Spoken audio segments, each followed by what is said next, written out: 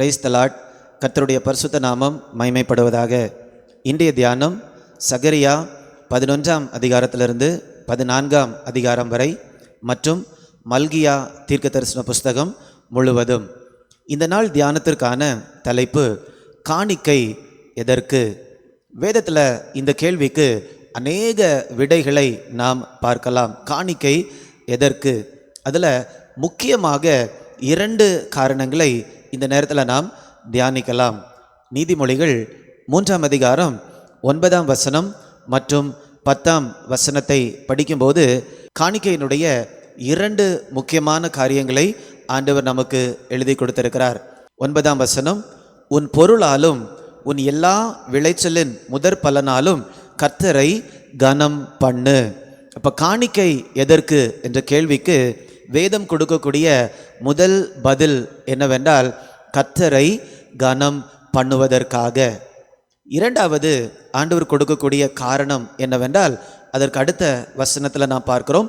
அப்பொழுது, எப்பொழுது ஆண்டவருக்கு காணிக்கை கொடுக்கும்போது, அப்பொழுது உன் களஞ்சியங்கள் பூரணமாய் நிரம்பும், உன் ஆலைகளில் திராட்சரசம் புரண்டு ஓடும். அப்போ 2வது காரணம் என்னவென்றால் நம்முடைய பொருளாதார ஆசீர்வாதத்திற்காக. இந்த 2 காரணங்கள் தான் முக்கியமாக வேதத்தில் கொடுக்கப்பட்டுள்ளது. முதலாவதாக ஆண்டவரை கனம் பண்ணுவதற்காக, 2வதாக நம்முடைய பொருளாதார ஆசீர்வாதத்திற்காக. இந்த 2 காரியத்தையும் தான் அநேக இடங்களில் வேறு வேறு முறைகளில் நாம் வாசிக்கிறோம். இன்றைக்கு இருக்கக்கூடிய தியான பகுதியாகிய மல்கியா புஸ்தகத்திலையும் இந்த 2 முக்கிய காரணங்களையும் நம்மால் பார்க்க முடியும். மல்கியா 3ஆம் அதிகாரம் 10ஆம் வசனம் மற்றும் 11ஆம் வசனத்தை நான் வாசிக்கிறேன். என் ஆலயத்தில் ஆகாரம் உண்டாயிருக்கும்படிக்கு தசம பாகங்களை எல்லாம் பண்டகசாலையிலே கொண்டு வாருங்கள். அப்பொழுது நான் வானத்தின் பல கனிகளை திறந்து இடம் கொள்ளாமல் போகும் மட்டும் உங்கள் மேல் ஆசீர்வாதத்தை வர்ஷிக்க மாட்டேனோ என்று அதனால் என்னை சோதித்து பாருங்கள் என்று சேனைகளின் கர்த்தர் சொல்லுகிறார். இப்போ 10ஆம் வசனம் சொல்லுது, காணிக்கைகளை தசம பாகங்களை கொடுக்கறதுனால ஆண்டவர் நம்மை ஆசீர்வதிக்கிறார். அந்த ஆசீர்வாதம் 2 முறையில் காணப்படும்.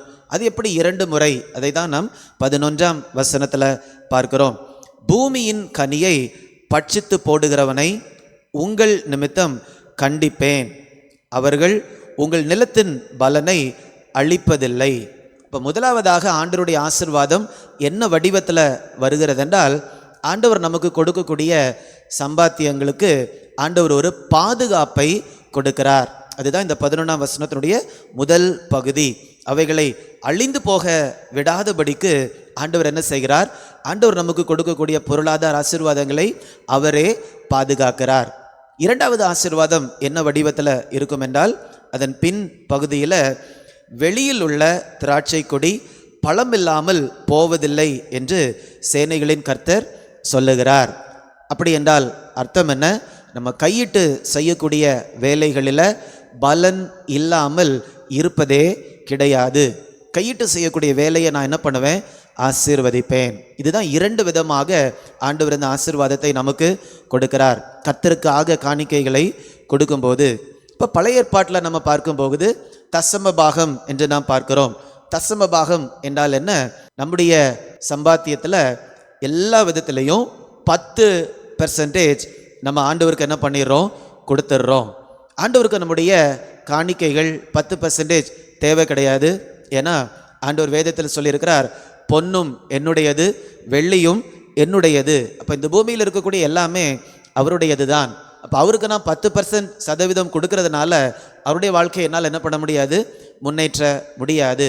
ஆனால் அதை கொடுக்கும்போது நம்ம இருதயத்திலிருந்து ஆண்டவருக்கு அந்த கனம் போகிறது. அந்த கனத்தை தான் ஆண்டவர் எடுக்கிறார். அந்த பொருளை ஆண்டவர் எடுக்கிறதில்ல. இந்த பொருளை ஆண்டவர் என்ன செய்கிறாருன்னா, ஆண்டவர் நியமித்த ஊழியக்காரர்களுக்கு, அவர்களுக்காகவும் அவர்களுடைய குடும்பங்களுக்காகவும் ஆண்டவர் கொடுத்து விடுகிறார். அப்போது பழைய பாட்டில் நம்ம பார்க்கும்போது ஆண்டவர் நியமித்த ஆசாரியர்களுடைய கரங்களில் போகிறது. அது மாத்திரமல்ல, அந்த ஆலயத்தின் வேலைகளுக்காகவும் அந்த பொருட்கள் போகிறது. புதிய ஏற்பாட்டுக்கு நம்ம வரும்போதும் இதே பிரின்சிபிள்ஸ் தான். இந்த பிரின்சிபிள்ஸ் மாறவே இல்லை.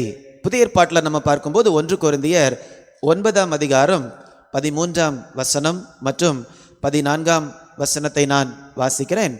ஆசாரிய ஊழியம் செய்கிறவர்கள் தேவாலயத்திற்குரியவர்களில் புசிக்கிறார்கள் என்றும் பலிபீடத்தை அடுத்து பணிவிடை செய்கிறவர்களுக்கு பலிபீடத்தில் உள்ளவைகளில் பங்கு உண்டென்றும் அறியீர்களா?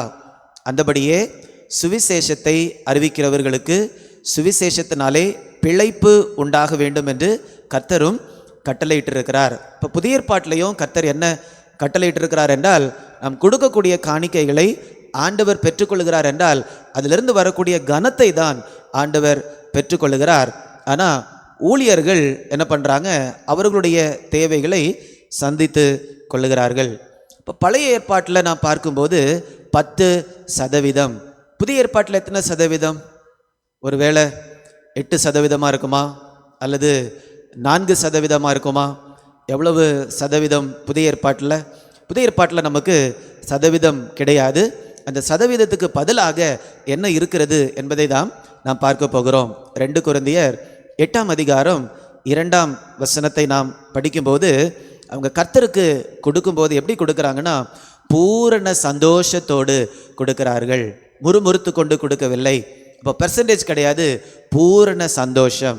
2ஆவதாக அதே வசனத்தில் உதாரத்துவமாக கொடுத்தார்கள். அதுக்கு அடுத்ததாக அதே வசனத்தில் திராணிக்கு தக்க அவர்கள் கொடுத்தார்கள். அவர்களுக்கு கொடுக்க எவ்வளோ திராணி இருக்குதோ அதுக்கு சமமாக கொடுத்தார்கள். அது மாத்திரமல்ல, திராணிக்கு மிஞ்சி அவர்கள் கொடுத்தார்கள். அப்போ புதிய ஏற்பாட்டில் உள்ள சதவீதம் இதுதான், திராணிக்கு மிஞ்சி. 2 கொரிந்தியர் 9ஆம் அதிகாரம் 7ஆம் வசனத்தில் நம்ம பார்க்கும்போது இன்னும் ஒரு சில புதிய ஏற்பாட்டு சதவீதத்தை நாம் பார்க்கலாம். அது என்னவென்றால் 7ஆம் வசனம், அவனவன் விசனமாயும் அல்ல கட்டாயமாயும் அல்ல தன் மனதில் நியமித்தபடியே கொடுக்க கடவன், உற்சாகமாய் கொடுக்கிறவனிடத்தில் தேவன் பிரியமாய் இருக்கிறார். இப்போ புதிய ஏற்பாட்டு சதவீதம் என்னவென்றால் நம்ம இருதயத்தில் இருக்கக்கூடிய உற்சாகம்தான். எனக்காக கடைசி சொட்டு இரத்தத்தையும் கொடுத்த தேவாதி தேவனுக்காகவும் அவருடைய ஊழியத்திற்காகவும் நான் கொடுக்கிறேன் என்று இருதயத்தில் காணப்படக்கூடிய உற்சாகத்தை தான் ஆண்டவர் பெற்றுக்கொள்கிறார். அந்த பணத்தை ஊழியர்கள் என்ன பண்ணுறாங்க? பயன்படுத்துகிறாங்க. அந்த உற்சாகத்தை, திராணிக்கு மிஞ்சி கொடுக்கக்கூடிய அந்த உற்சாகத்தை, பூரண சந்தோஷத்தை ஆண்டவர் ஏற்றுக்கொள்ளுகிறார். அப்போது எத்தனை சதவீதம் கொடுக்க வேண்டும்? அது நாம தான் என்ன பண்ணணும்? முடிவு செய்ய வேண்டும். ஆனால் நம்ம எந்த தீர்மானம் எடுத்தாலும் அதற்கு ஒரு விளைவு உண்டு. அப்போ காணிக்கையை பொறுத்த விதத்தில் ஒரே ஒரு பிரின்சிபிள் வேதத்தில், பழைய ஏற்பாடுனாலும் சரி புதிய ஏற்பாடுனாலும் சரி, அது மாறவே செய்யாது. ஏனென்றால் ஆண்டவர் நியமித்த நியமனங்கள் எதுவுமே நம்மால் என்ன பண்ண முடியாது? மாற்ற முடியாது. அப்போ பொருளாதாரம், காணிக்கை, தசம பாகம், இப்படிப்பட்ட காரியங்களில் ஆண்டவர் நியமித்த காரியம் என்னவென்றால் 9ஆம் அதிகாரம் 2 கொரிந்தியர் 9ஆம் அதிகாரம் 6ஆம் வசனம் வாசிக்கிறேன். பின்னும் நான் சொல்லுகிறது என்னவெனில், சிறுக விதைக்கிறவன் சிறுக அறுப்பான், பெருக விதைக்கிறவன் பெருக அறுப்பான். இதுதான் ஆண்டவர் நியமித்த நியமம். இதை யாராலும் என்ன பண்ண முடியாது? மாற்றவே முடியாது. இன்னொரு வசனத்தை கூட நான் சுட்டி காட்டுகிறேன். லூக்கா 6ஆம் அதிகாரம் 38ஆம் வசனத்தை கூட நாம் பார்க்கலாம். இது இயேசுவே சொன்ன ஒரு சத்தியம். நான் வாசிக்கிறேன். கொடுங்கள், அப்பொழுது உங்களுக்கு கொடுக்கப்படும், அமுக்கி குலுக்கி சரிந்து விழும்படி நன்றாய் அளந்து உங்கள் மடியில் போடுவார்கள். நீங்கள் எந்த அளவினால் அளக்கிறீர்களோ அந்த அளவினால் உங்களுக்கு அளக்கப்படும் என்றார். ஆண்டவர் எந்த சதவீதத்தையும் புதிய ஏற்பாட்டில் சொல்லலை. ஆனால் ஆண்டவர் எந்த அளவுனால நீங்கள் அளக்குறீங்களோ அந்த அளவுனால தான் உங்களுக்கு என்ன பண்ணப்படும்? அளக்கப்படும் என்ற காரியத்தை, சத்தியத்தை ஆண்டவர் நமக்கு கற்றுத்தருகிறார். இப்பொழுது ஒரு கேள்வி, எந்த இடத்துல நான் என்னுடைய காணிக்கைகளை கொடுக்க வேண்டும்? வேதத்தை நாம் படிக்கும்போது அநேக இடங்களில் நம்முடைய காணிக்கைகளை நாம் கொடுக்கலாம். வேதத்தில் அவ்வளவு அறிவுரைகள் இருக்கின்றது. அதில் ரொம்ப குறிப்பாக புவர் பீப்புள், தேவை உள்ளவர்கள், ஏழைகள், இவர்களுக்கு நாம் என்ன பண்ண வேண்டும்? கொடுக்க வேண்டும். மிஷனரி, ஆண்டவருடைய ஊழியங்களை செய்கிறவர்களுக்கு கொடுக்க வேண்டும், ஊழியங்களுக்கு கொடுக்க வேண்டும். ஆனால் இந்த நேரத்தில் நான் ஒரு சபை கான்டெக்ஸ்டில் இந்த காரியத்தை உங்களுக்கு நான் சொல்லுகிறேன். எந்த இடத்துலையும் நம்ம கொடுக்கலாம். குறிப்பாக நம்ம பங்கு பெறக்கூடிய கூடி வரக்கூடிய லோக்கல் சர்ச்சில் நம்ம என்ன பண்ண வேண்டும், கொடுக்க வேண்டும். எந்த இடத்துல நீங்கள் கூடி வரும்போது சரீர பிரகாரமாக கூடி வர்றீங்களோ, எந்த இடத்துல நீங்கள் வருவீங்கன்னு சொல்லிட்டு உங்களுக்காக லைட்டு போட்டு வைக்கிறாங்களோ, உங்களுக்காக ஃபேன் போட்டு வைக்கிறாங்களோ, அல்லது உங்களுக்காக ராப்போஜனம் அவங்க ஆயத்தப்படுத்தி வைக்கிறாங்களோ, நீங்கள் வருவீர்கள் என்று, அதுதான் உங்களுடைய லோக்கல் சர்ச். அப்போ லோக்கல் சர்ச் மினிஸ்ட்ரிக்கு நாம் என்ன பண்ண வேண்டும், கொடுக்க வேண்டும். ஏன்னா அந்த காலத்தில் ஆசாரியர்களுக்கு கொடுத்தார்கள் என்றால், இந்த நாட்களில் ஆண்டவர் உங்களுக்காக நியமித்திருக்கக்கூடிய இடத்திற்கு நீங்கள் கொடுக்க வேண்டும். இரண்டாவதாக எங்கே கொடுக்க வேண்டும் என்றால், உங்களுக்கு தேவனுடைய வார்த்தையை தனிப்பட்ட முறையில் கொண்டு வருகிறவர்களுக்கு நீங்கள் கொடுக்க வேண்டும். கலாத்தியர் 6ஆம் அதிகாரம் 6ஆம் வசனத்தை கூட நம்ம வாசிக்கலாம். மேலும் திருவசனத்தில் உபதேசிக்கப்படுகிறவன் உபதேசிக்கிறவனுக்கு சகல நன்மைகளிலும் பகிர்ந்து கொடுக்க கடவன். அப்போ உங்களுக்கு யாரு வசனத்தை உபதேசம் பண்ணுகிறார்களோ அவர்களுக்கு என்ன பண்ண வேண்டும், அந்த காணிக்கைகளை கொடுக்க வேண்டும். இன்னும் ஒரு வசனத்தை கூட நாம் படிக்கலாம்.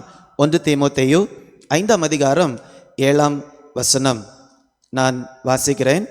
நன்றாய் விசாரணை செய்கிற மூப்பர்களை, விசேஷமாக திருவசனத்தினாலும் உபதேசத்தினாலும் பிரயாசப்படுகிறவர்களை இரட்டிப்பான கனத்திற்கு பாத்திரராக எண்ண வேண்டும். அப்போ திருவசனத்தில் உழைத்து உங்களுக்கு வார்த்தைகளை கொண்டு வருகிறவர்களுக்கு 2 மடங்கு கனத்தை செலுத்த வேண்டுமாம். அப்போ இந்த கனம் என்ற வார்த்தை ஆங்கில வேதாகமங்களில் நம்ம பார்க்கும்போது டபுள் ஃபைனான்ஷியல் சப்போர்ட். இந்த ஆம்பிளிஃபைட் பைபிள் என்று நாம் பார்க்கும்போது அது முழு விளக்கத்தையும் அந்த பிராக்கெட்டில் போட்டு கொடுத்துருப்பாங்க. அதில் டபுள் ஃபைனான்ஷியல் சப்போர்ட், 2 மடங்காக கொடுக்க வேண்டும் திருவசனத்தில் உழைத்து உங்களுக்கு வார்த்தைகளை கொண்டு வருகிறவர்களுக்கு. இந்த 21ஆம் நூற்றாண்டில் நாம் பார்க்கும்போது அநேக இடங்களிலிருந்து நம்ம என்ன பண்ணலாம், ஆண்டவருடைய வார்த்தைகளை நாம் கேள்விப்படலாம். நீங்கள் டிவியை போட்டிங்கன்னா அல்லது நீங்கள் மொபைலில் யூடியூப்பில் போனீங்கன்னா நிறைய இடங்கள்லேருந்து நம்ம என்ன பண்ணலாம், ஆண்டவருடைய வார்த்தையை நாம் கற்றுக்கொள்ளலாம். அப்போ உங்களுக்கு உபதேசம் செய்கிறவர்கள் அப்படி என்றால் அவர்கள் யார்? இப்போ நம்ம எபிரேயர் நிருபம் 13ஆம் அதிகாரம் 17ஆம் வசனத்தில் நாம் பார்க்கும்போது ஆண்டவர் நமக்கு இப்படி ஒரு வழிநடத்துதலை கொடுக்கிறார். உங்களை நடத்துகிறவர்கள் உங்கள் ஆத்துமாக்களுக்காக உத்தரவாதம் பண்ணுகிறவர்களாய் விழித்திருக்கிறவர்கள் ஆனபடியால் அவர்கள் துக்கத்தோட அல்ல சந்தோஷத்தோட அதை செய்யும்படி அவர்களுக்கு கீழ்ப்படிந்து அடங்குங்கள். அவர்கள் துக்கத்தோட அப்படி செய்தால் அது உங்களுக்கு பிரயோஜனமாய் இருக்க மாட்டாதே. இந்த வசனத்தில் நம்ம என்ன பார்க்கிறோம் அப்படின்னா, உங்களை நடத்துகிறவர்கள் உங்கள் ஆத்துமாக்களுக்காக உத்தரவாதம் பண்ணுகிறவர்கள், அல்லது ஆண்டவருடைய வார்த்தையை உங்களுக்கு பிரசங்கம் பண்ணுவதற்காக உங்கள் பெயர்களை சொல்லி யார் ஜெபிக்கிறாங்க, உங்களுக்காக யார் வசனங்களை ஆயத்தப்படுத்தி கொடுக்கிறார்கள், அதைத்தான் நம்ம எபிரேயர் 13ஆம் அதிகாரம் 17ஆம் வசனத்தில் நாம் பார்க்கிறோம். இவ்வாறு ஒரு சில காரியங்களை நாம் கற்றுக்கொண்டோம். ஏனென்றால் இந்த மல்கியா புஸ்தகத்தை நாம் படிக்கும்போது ஆண்டவர் இந்த காணிக்கையை குறித்து மிக அதிகமாக அவர் பேசியிருக்கிறார். அவங்க ரொம்ப ஒரு குவாலிட்டி தரம் இல்லாத அந்த காணிக்கைகளை கொடுக்கும்போது ஆண்டவர் ரொம்ப நொந்து போயிடுறாரு. ஆண்டவர் கேட்குறாரு, இதை உன்னோட அதிகாரிக்கு நீ கொடுப்பாயா?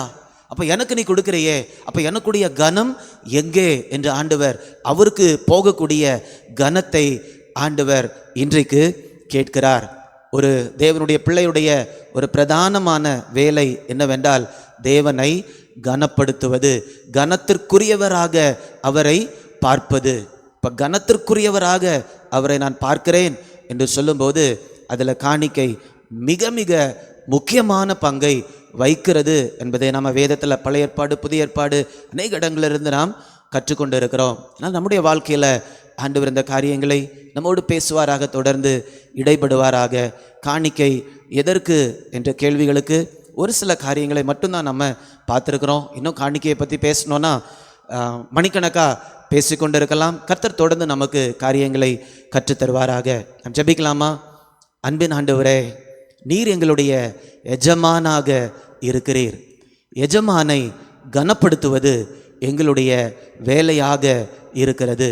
எப்படி எஜமானை கனப்படுத்துவது என்று ஆண்டவர் எங்களுக்கு வேதத்தில் கற்றுக் கொடுத்திருக்கிறபடியால் உமக்கு நன்றி.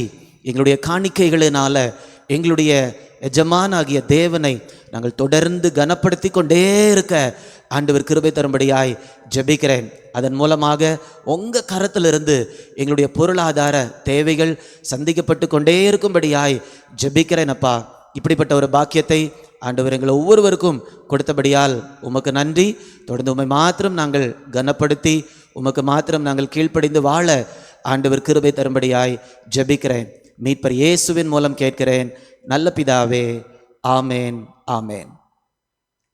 God bless you. God bless you.